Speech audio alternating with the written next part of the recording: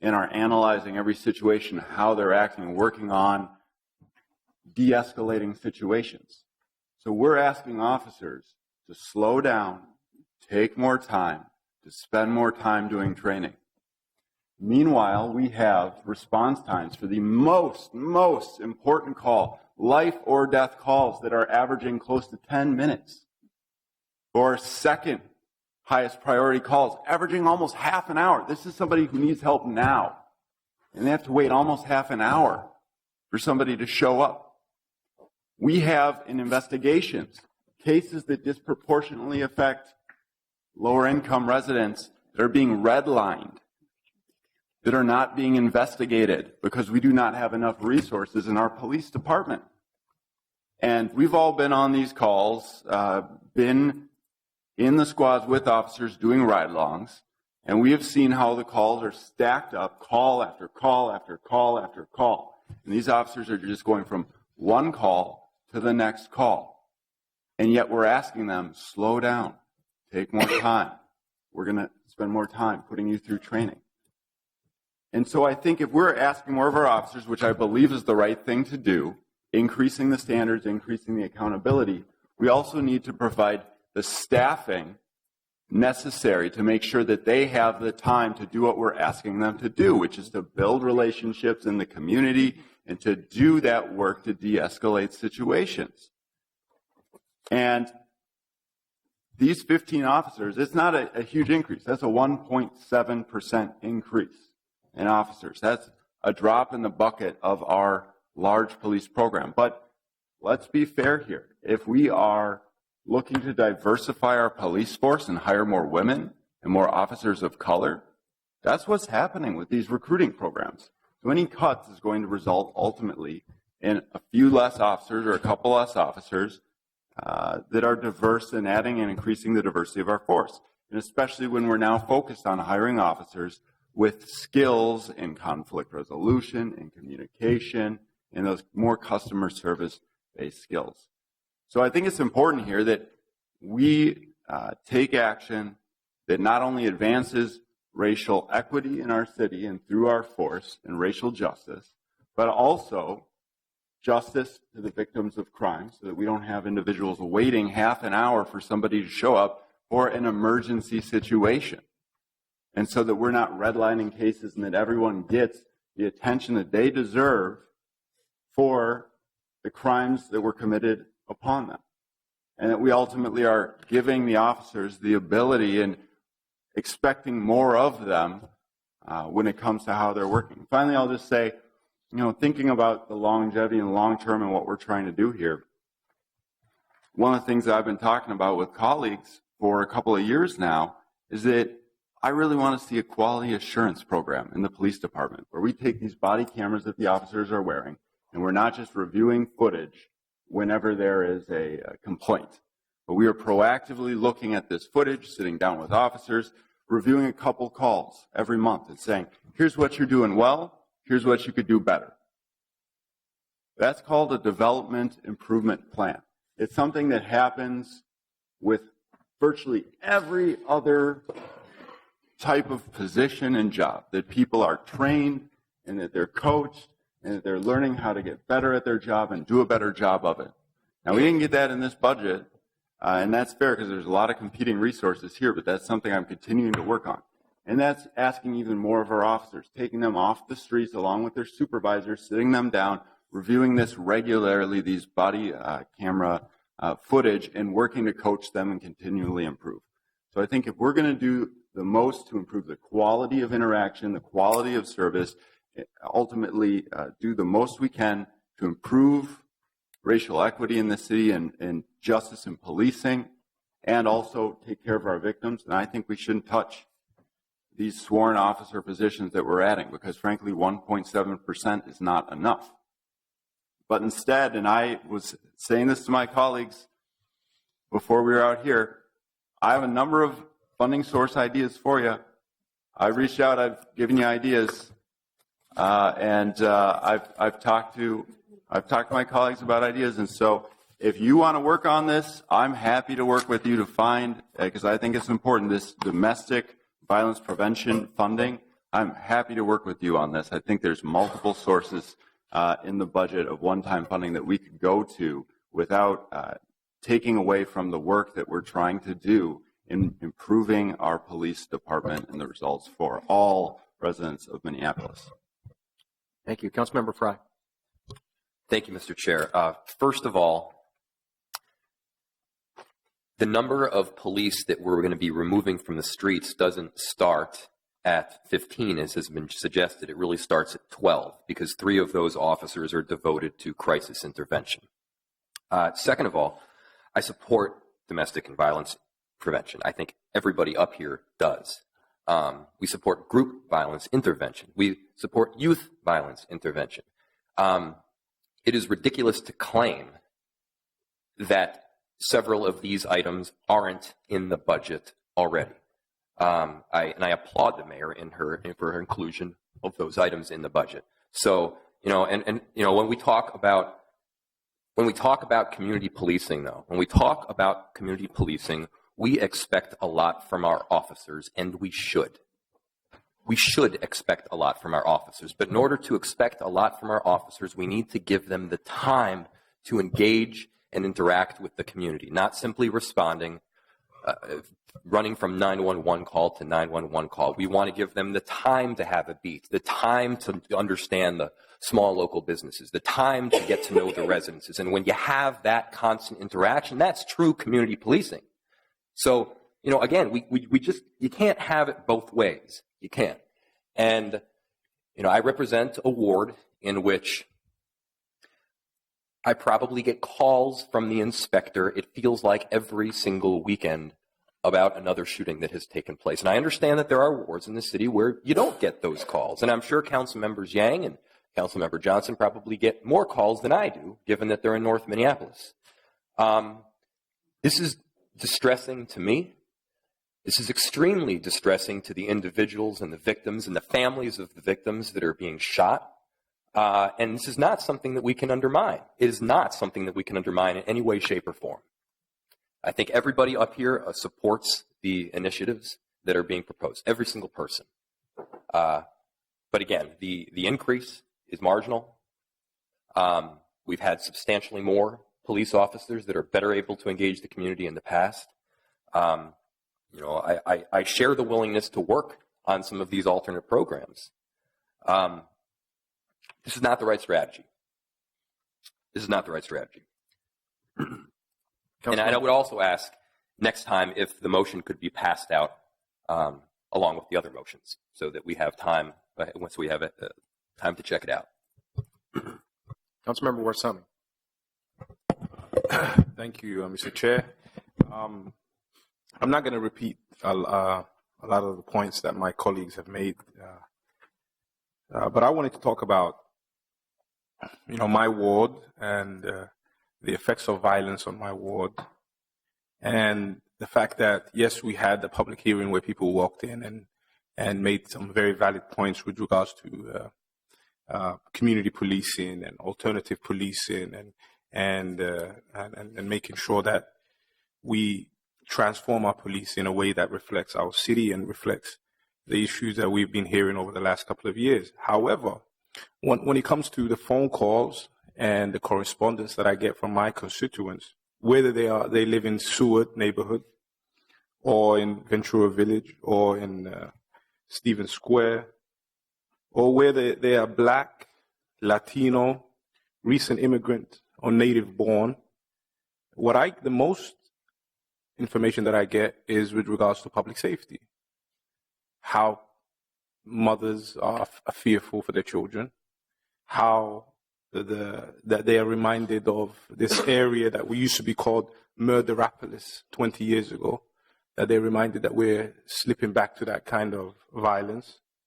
But when I go to PPL and there's a hearing in PPL, and I think the chief of staff of the mayor was there with me and my staff, and the people who were there were predominantly African American.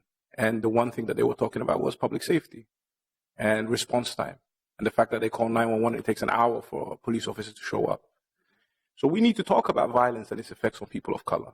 Because who are the people getting shot? Who were the 40 people that were murdered last year? Who was the grandmother that was shot, and the auntie that was shot, and the children who stay up at night because of shooting? They are people of color. And public safety is an equity issue. And it's people of color who are harmed because we don't have enough police officers on the street. And we don't have enough resources for our police force. And I think Councilmember Cano mentioned the 3rd precinct, which I also share. And Inspector Johnson, when I meet her and I talk to her, she says, I don't have enough resources. I don't have enough officers to reduce the lack of response time. So I think we need to be very clear about the message that we're sending. When we shouldn't just be responding to a number of advocates, but we should respond to our constituents. And my constituents are afraid. They're afraid to catch the bus. They're afraid to get off the train station in East Franklin. They're afraid.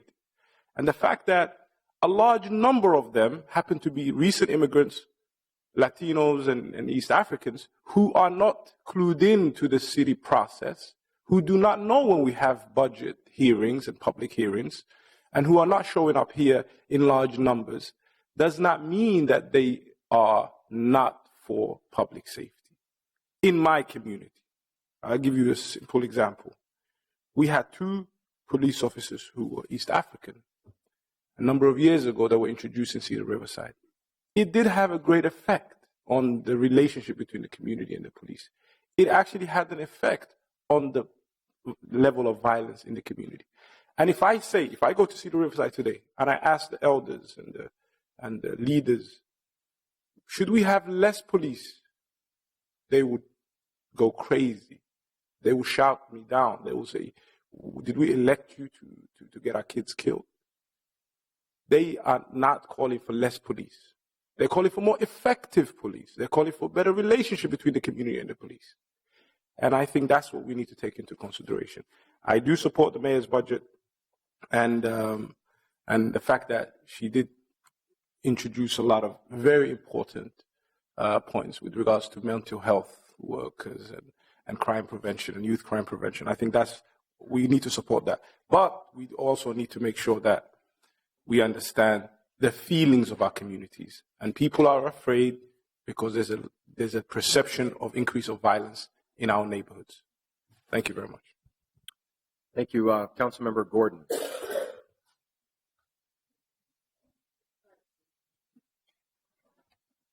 Councilmember Gordon? Okay. Thank you very much.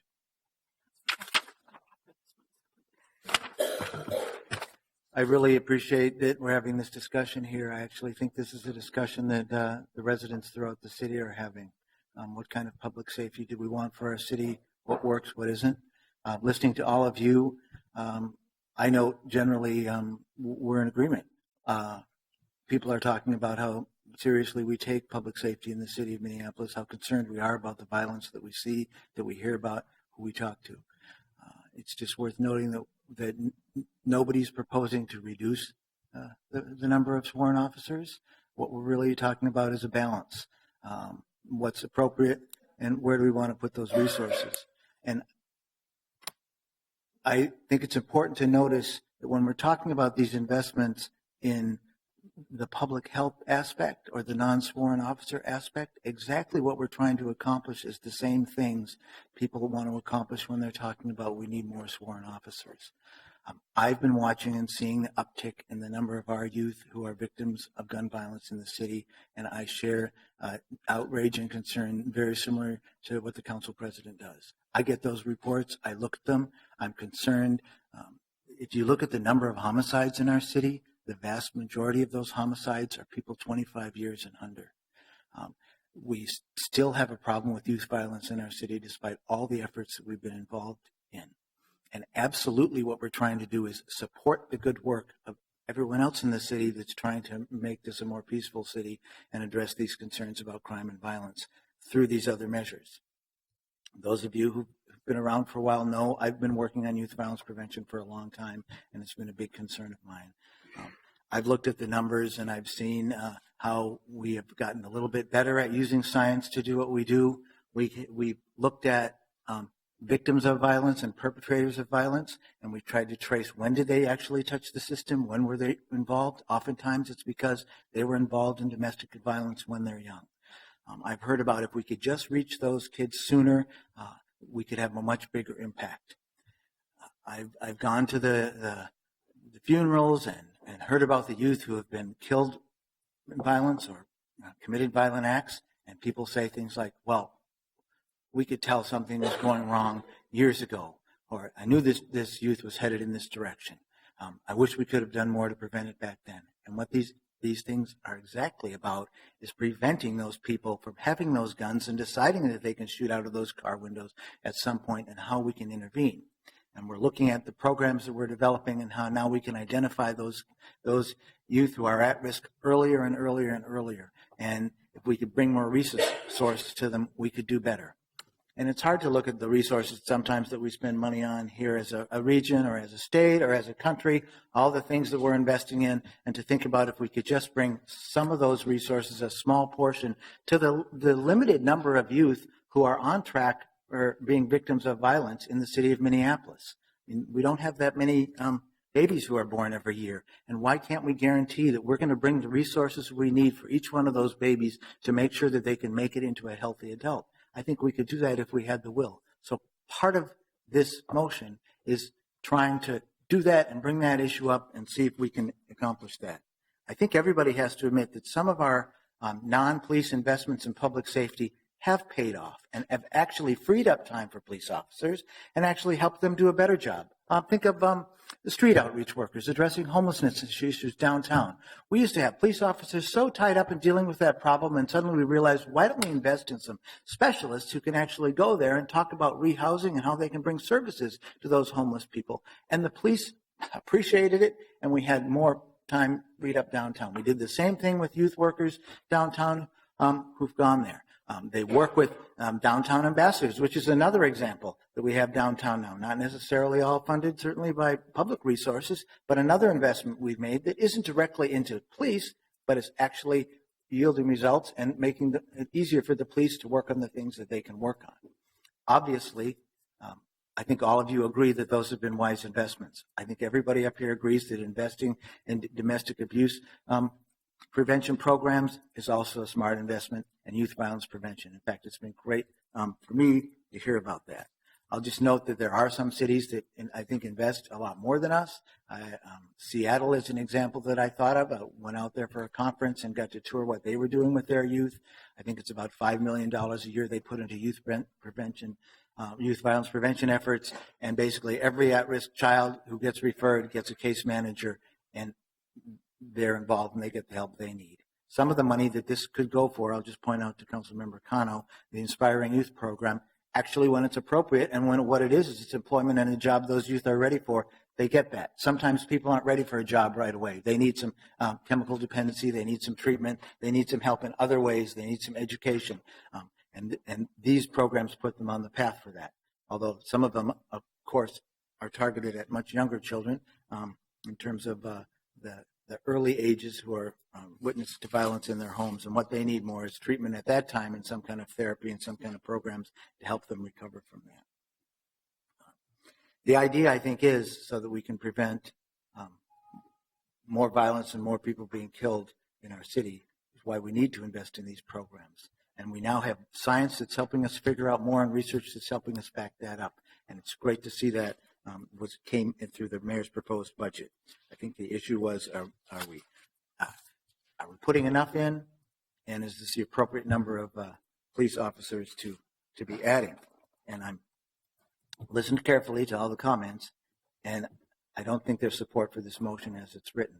But what I did hear was a lot of support for finding alternative funding mechanisms for some of the ideas that were presented, and that's very encouraging. So, Councilmember Johnson, Andrew Johnson, I know we talked briefly before this meeting, but I didn't actually see your alternative budget proposal, so I'll be interested in seeing those before Wednesday. And I think that'll be great. And other council members who've suggested they want to fund some of these, trust me, I've also been thinking about alternative fundings for some of these, and we'll continue to look on that before Wednesday. And I'm hopeful that we can come back with something at that time that will get 13 votes, so we can preserve the officers that the majority of the council members think we need, probably the same number that was proposed in the mayor's budget, it's looking like, but so that we can also see if we can't invest a little bit more in these other things too, so that we can work on all the projects that can have a positive impact on reducing violence and making this a safer city for everybody.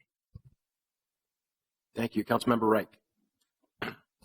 Thank you, Mr. Chair. So it seems that the self-evident conclusion is before us that we don't have to have an either or when it comes to public safety.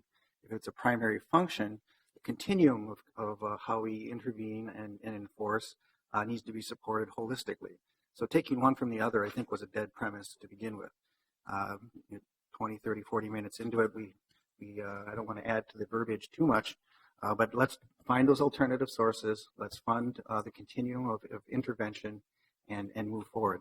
I would say that the number of police officers aren't really that arbitrary. I would say that minimum 15 to 30 small class sizes over time will get us where we need to be in terms of our overall levels, the type of people we want to be the police force of the future, the type of training and attention that you get from a small class, and the advantage, the long-term advantage of not having to have large bubbles of attrition over our heads or future council's heads in terms of how you manage that to keep your enforcement levels up and to have a proper pipeline of new classes. And I think this puts us well on that direction. We've been on that direction.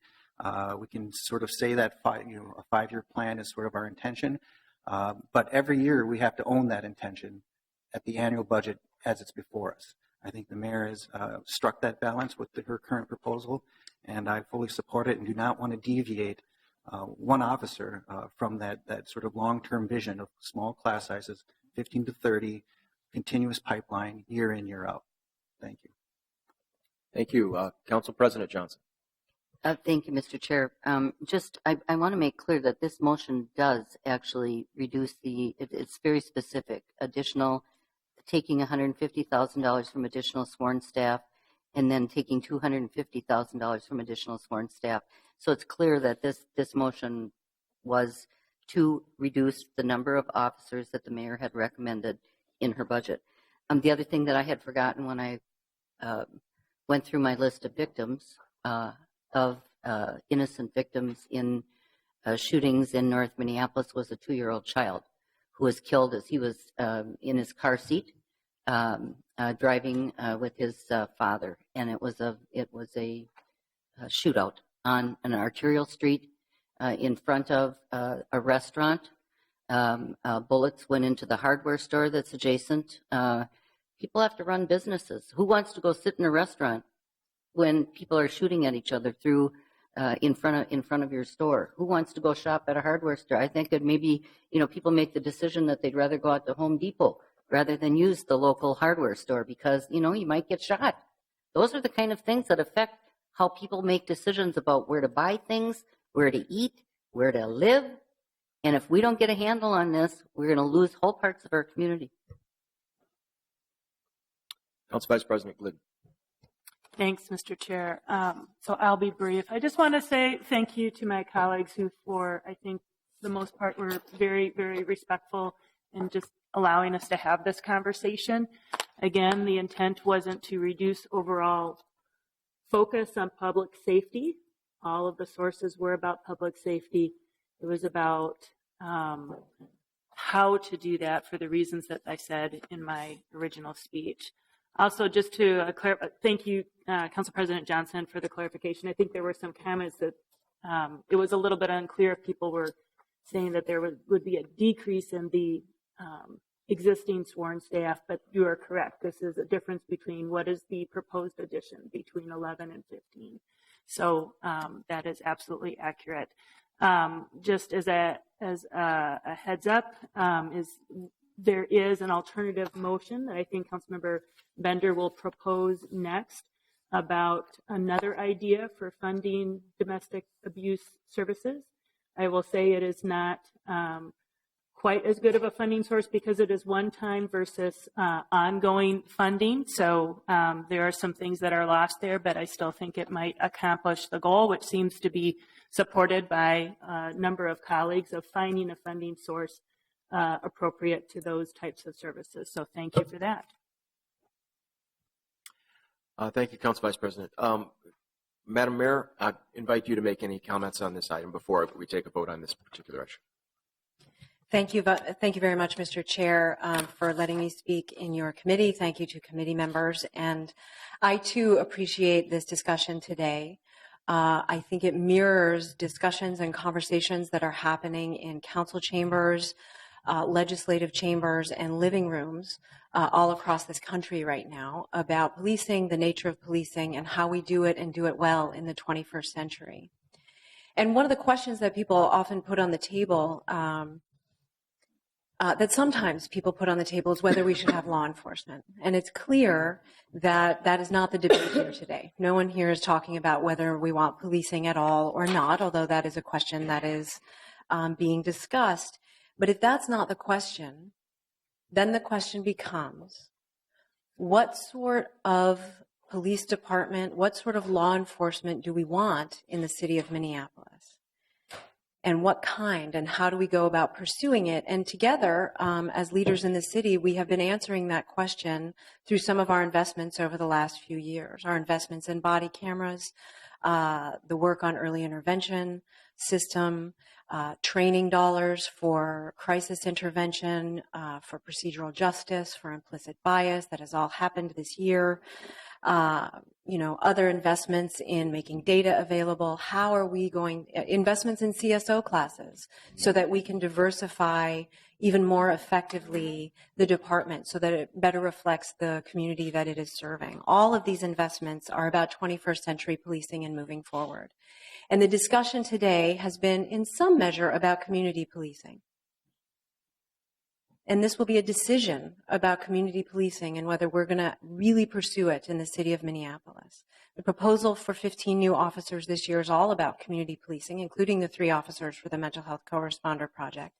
But it's not the only answer. It's the down payment on an increasing investment in our number of officers over time. So officers do have the capability to get out of cars, to build the relationships, to not have to run from 911 call to 911 call to 911 call. That is community policing, to build those relationships so people know they may not want to call 911 or they may not want to call the police in general, but they might want to call the law enforcement officer that they know in specific. And the more relationships we build up, the safer people feel calling the police. The safer they feel calling the police, the safer we are as a community. One of the many benefits of building community trust is that community policing. There's also the question of how do we pursue public safety in the city of Minneapolis? Because law enforcement investments that we've been talking about in terms of community policing are about building community trust, which is about public safety. But the other investments and the things contemplated here today are also about public safety. Investing in the community is some of the most significant public safety investments that this budget has in it. And people have recognized that and appreciated that, and that's been part of the conversation here today as well. That one of the really effective ways we have to reduce crime in the neighborhoods that are experiencing it most are to invest in the GVI program, are to invest in the community developing strategies to reduce the level of crime in some of our highest rate crime areas in the city. Those community collaborative strategies are some of our public safety strategies. And as we think about public safety, it's law enforcement, it's community strategies, and how those knit together and how those work together. It was really striking to me at the hearing the other night when Tony Williams said, and he has said it before, we're asking our law enforcement officers, we're asking our police officers to be our social emergency rooms. And so as we knit together the community strategies and the law enforcement strategies, we are more appropriately asking law enforcement to do the work that they can do while building relationships, and at the same time asking community to help deal with some of the issues and the crises that our communities are facing, and to do that in partnership. And this, what I was striving to do in this budget was find a balance between those two strategies. But community policing is a key strategy for 21st century policing. And today, and as we move forward, we get to decide together, are we going to invest in that as a strategy? And I would encourage us to have the answer be yes, because we're going to have law enforcement in Minneapolis. And the question is, what kind? And we have been down a road of 21st century policing. We've been down a road of collaborative strategies. We've been moving down the road of building up community trust. And this is another step forward there, because that will make our city safer overall. And so I encourage folks to support the complement that's in the budget now and as we continue to move forward. And I really do appreciate the care and consideration everybody here has for public safety and for law enforcement and for community policing. Thank you, Mr. Chair. Thank you very much, Mayor, for your comments on that. Not seeing any additional comments or questions on the motion. So I'd just like to take a moment to take a vote on this particular motion by Bender, Glidden, and Gordon. All those in favor, please signify by saying aye. Aye. Opposed? No. That motion fails. And using my prerogative of the chair, I'm going to switch order. If I could recognize Councilmember Bender for another motion. Thank you, Mr. Chair. I appreciate that. This does follow closely with this very thoughtful discussion that we just had. So having not known the outcome of that one, I'm just passing this out now awkwardly. So thank you for bearing with me. So this is a motion by Palmisano, Glidden, Bender, and Gordon. I want to note that I worked with many council members on this issue. I only had the chance to meet with folks who are working on these domestic violence programs 2 days ago, and I know they had met with many council members before that. And I was very compelled to try to find funding for this, even though it was a bit at the last minute. So I appreciate all the conversations that I had over the last couple of days with council members who were really committed to trying to find funding in our budget to enhance the work that our police department, city attorney's office, and health department are already doing with community partners to support families that are experiencing domestic violence. The programs that we already have in place are unique because they support the whole family. So this would expand on that, and I'll read the motion, which is amending the 2017 Mayor's recommended budget for the Departments of Public Works and Health Department on an ongoing basis by decreasing the Public Works Department by $150,000 from the Accelerated LED Technology Program and increasing the Health Department by $150,000 to be allocated for the programs related to domestic violence prevention, with the goal of serving families that have experienced domestic violence and prioritizing families with very young children, young adolescent males, and non-English speaking families. I just would like to make a little bit more brief comment on that. Please. Thank you, Mr. Chair. So these programs have been identified as priorities by the group of departments that have been working collaboratively on this issue, and I just wanted to highlight some of that focus. The Very Young Children program would be a nation-leading and very innovative program to build on work that is already focused on families that have children under the age of 5. And this would be focused on families that have children from birth to 3 years old, supporting those families, both the victims of violence and the perpetrators of violence, to provide the support that they need to find their way out of violence in their homes. The Young Adolescent Males program is focused on perpetrators, many of whom are also victims of domestic violence. And as we talked about a bit earlier, then also are very prone to becoming involved in community violence as well. So in a way, it is very tied to our early intervention programs, our restorative justice programs, and many of the investments that are in this budget around supporting youth in finding different pathways forward. And finally, the final piece would be to expand services to non-English speaking families, which is a real need in our community and not currently served. We did have some discussion about which of the 3 departments that are currently working on this to put the money in, and because it is so focused on the counseling aspects, the health department seemed the logical choice, and so that is what this motion reflects. However, the 3 department heads who are most involved in this have been in close communication with myself and Councilmember Palmisano over the last couple of days, and I know that we continue to work very closely together. So thank you, Mr. Chair. Thank you very much. Further discussion on Councilmember Palmisano Bender motion. Councilmember Andrew Johnson. Thank you, Mr. Chair. When it comes to this particular source, I do think the accelerating the LED technology program is a very wise thing to do. It reduces our carbon footprint in the city, helps ensuring we're more sustainable. It also reduces costs as well to the city in terms of electrical savings. So I know it may not be supported by my colleagues or as popular, but I'm going to move to amend the source to come from the Meet Minneapolis sales incentives that are out there.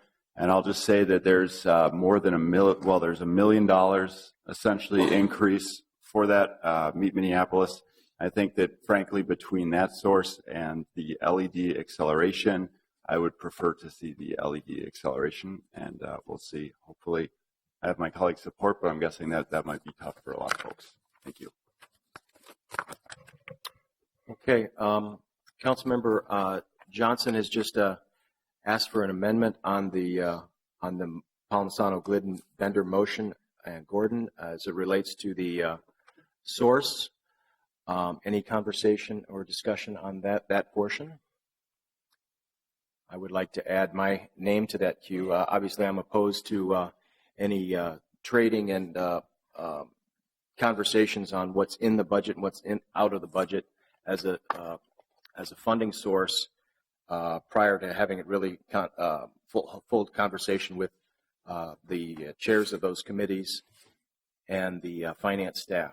I know that this particular motion that was brought forward by Councilmember Palmisano, et cetera, also had the support of the mayor's office.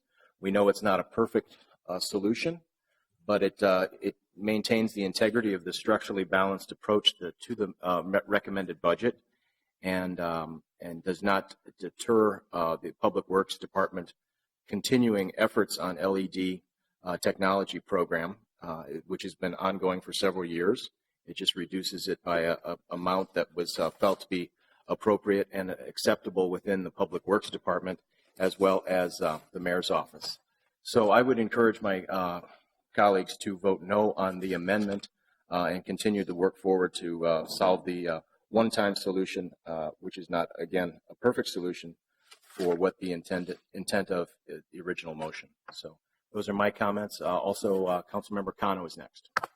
Thank you. I have questions on the original motion, but I'm not sure if Councilmember Andrew Johnson or finance staff might know. So it's my understanding that there's a very specific organization that was in the mayor's budget for this year to receive funding for domestic abuse. And I'm wondering if if this motion is meant to fund that organization, or in general, just more of a flexible source of dollars. Because it's my understanding there is money in the budget to address domestic abuse issues. So if I could let me clarify my question to the finance staff. How much money is in the proposed 2017 budget right now allocated to domestic abuse issues, either to a specific organization or to the issue in general? Thank you, Councilmember Cano. I'll allow that question, although it's not germane to the amendment itself, but does finance staff, is that able to answer that? Can I get a minute? Just take a second to look it up. I don't know how much of this money already in there. In the interim, could we have a response from one of the authors, Councilmember Bender?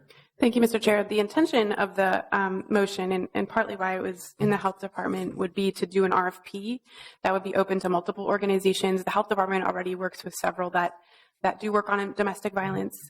So I think that would just be up to the departments, again, the three working in consult with each other to design that RFP. Okay, thank you. Okay, I'm just still waiting to hear from staff, because when I met with the domestic abuse folks earlier this year, they mentioned that they've been in the budget for a few years in the past, and I'm curious to how much that amount is this year, and if it's a one-time or ongoing. That's a very good question. I mean, it's often times when we see a direct allocation to an organization within the budget, when it's really more appropriately done through a more RFP process and able to have a more competitive process. But to answer your question, Ms. Green, have you been able to locate that response? I'm still looking for that because it's not a part of the new dollars in 2017, so I need to find out how much is in their base budget. Okay. Council Vice President Glidden has some helpful input. I'll just kind of add in a little bit. For those of us who've kind of sat in these budgets for years, often departments really support funding to those organizations, and I'll just say there are kind of a certain number that are kind of those with a great track record of working on these issues, and the departments know that and have been trying to increase that. But often the sources have been one time, and so we kind of come back again and again and try to identify how we're funding that function. Both the city attorney's office and the health department, as well as the Minneapolis Police Department, have been very devoted to the work on this for a long time. So I will say our staff feels this is an important investment, but we kind of have had a history of identifying one-time funding pieces. And again, these would be one-time funding, and I'll just identify that in the, whether it's this Meet Minneapolis source or the proposal for LED technology acceleration, both of those are one-time funding sources, and I had a mistake in the motion that's in front of you. It says ongoing, but it's actually one time, the acceleration funding. It's anyway, so. Yeah, I think it is, we've done it several years in a row, but it continues to appear as a one-time repeating occurrence rather than an ongoing levy expenditure. What do you think, Ms. Green? You still looking for a response for Yeah, Councilmember I'm Connor? still waiting for a response from the Okay. attorney's office.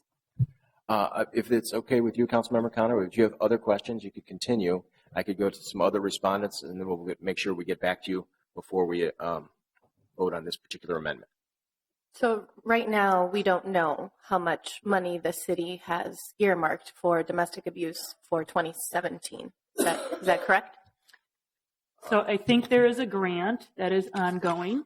We also have some partnerships that are funded through the city attorney's office. We have staff members that are dedicated to working on domestic abuse, but this would be expanding. As often happens, I will say a lot of these federal funders push us because we have been so creative in the past and working with organizations to continue to expand the way that we're able to focus on this. And so this is a complement to some of the existing work that has been already happening with organizations, with our city attorney, and the hotspots work that is happening. But it is different from that work. Okay? And so I'm trying to understand, Councilmember Johnson, your motion to shift the sources from the Public Works LED technology program to Meet Minneapolis is a one-time. That's correct. It's shifting from one-time funding to a different one-time funding source. Yeah. Thank you. Okay. I do hope we can provide the detail that you were looking for in specificity, Councilmember Cano, in a few moments. But until then, Councilmember Bender, did you have additional comments? Thank you, Mr. Chair. I was just working on trying to help answer the question. So the mayor's proposed budget had $69,200 in CDBG money for the domestic abuse project specifically, and then I didn't have a chance here to find through the budget book the other portion. We can vote on this if you guys want. $69,200, which is a reduction from the previous amounts of funding through CDBG that were allocated to this organization. Did you have other questions on the amendment itself, or was that just a response to Councilmember Khan? Okay. Councilmember Gordon. On the Johnson amendment, you had a Thank you. comment. Yeah, I just wanted to comment briefly that I'm a little bit ambivalent about the source of the one-time funding. I'm not quite sure what the Meet Minneapolis marketing plan is. I did a little more research on the LED lighting, and I just wanted folks to know that we put some money aside for street lighting acceleration program to get our energy efficient LED lighting in.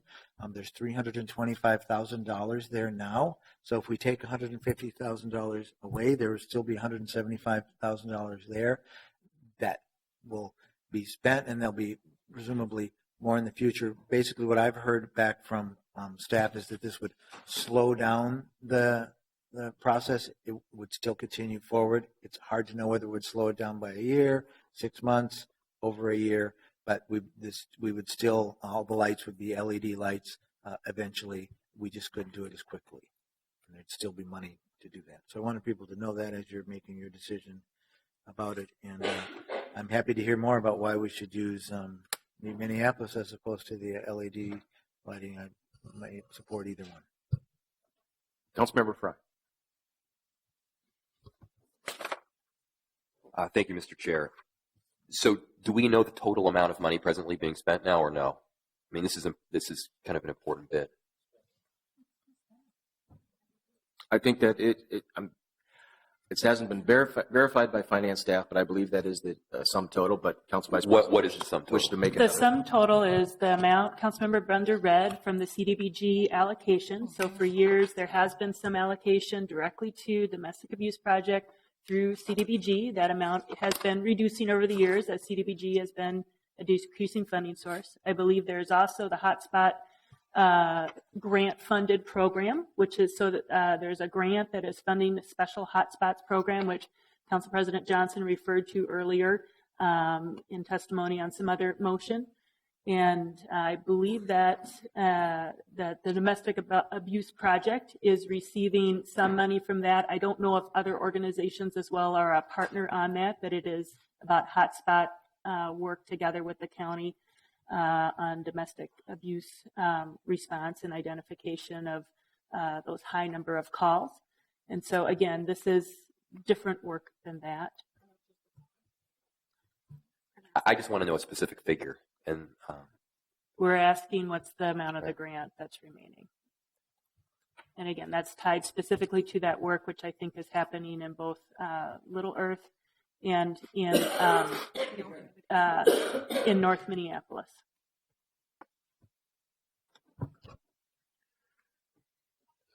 Okay. What do we have some guidance from finance staff? Chair Quincy, council members, I'm still waiting for the department to get back to me. In 2014, there was $75,000 that was in the budget, but it was one-time dollars. But the department has been spending additional dollars on domestic abuse activities. I just don't know how much they're actually spending, and that's what I'm trying to find out.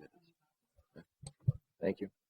Is this information helpful for others, or do we still need additional information?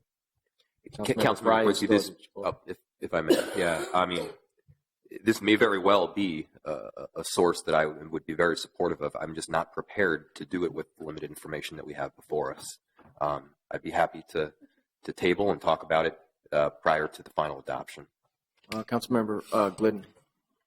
So just a couple things that I will say on that. It would be helpful to know, is there which source you were referring to that you're uncertain of whether to use. So, or maybe you mean both sources. So again, we're not the ones who proposed the Meet Minneapolis source. Maybe that is more attractive to others. It'd be good to hear from colleagues on that. We have proposed another source, which we did vet with the mayor's office as an idea that would be a best source. Again, knowing this is a fully funded program, the LED streetlight implementation is just reducing the acceleration on that.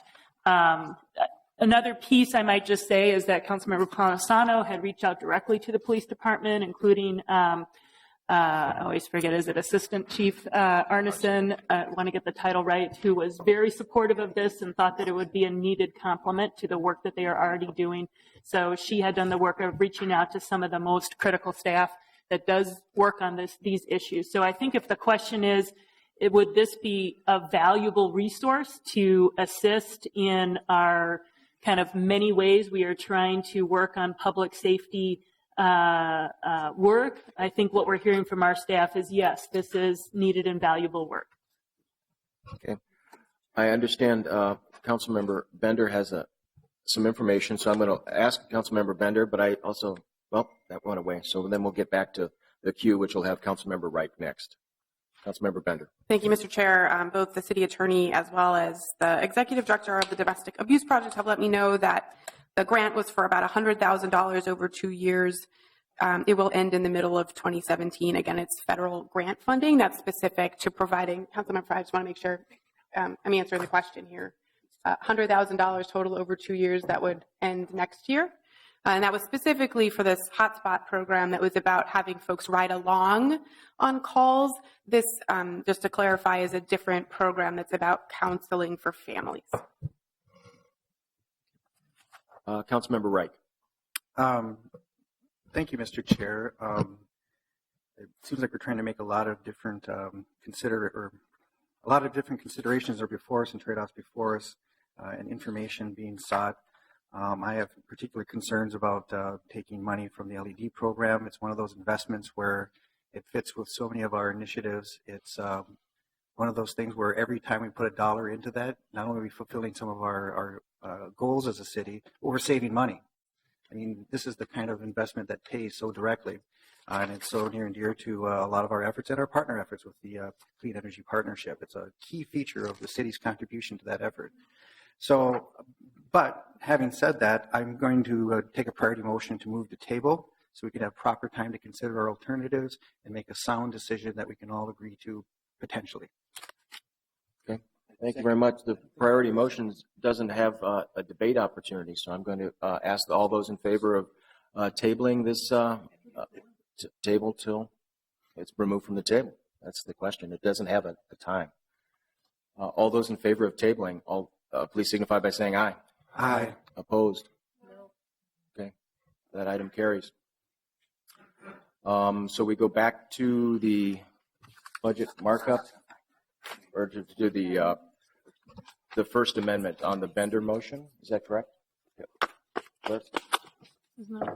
We tabled the amendment conversation from Councilmember Johnson. Is that correct? No. Or was it the whole motion?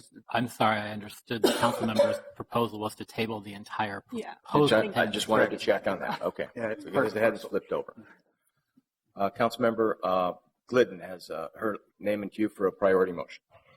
I'm not sure if this is really a priority motion, but just I know may not be much left. Some of us may need to use the restroom and some other things, and maybe that would allow a little bit of time to determine there's some outstanding questions that council members asked, and maybe staff will have had a time to respond with that information so that we're able to finish our business today, which I think is always preferable to waiting until Wednesday. I would agree with those comments. I'd love to be able to push through, but I'd be open to hearing if there's. Councilmember Goodman is in the thing. Just checking on your comment first. Councilmember Goodman. Thank you, Mr. Chair. I voted to table in order to have a little bit of time to figure out what the best source was.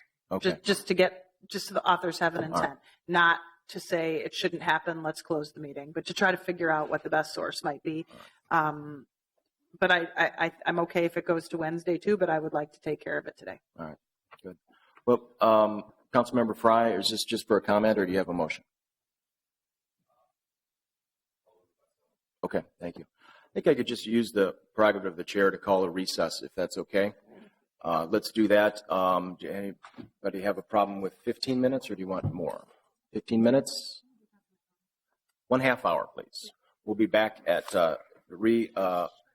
retake it at 12:30.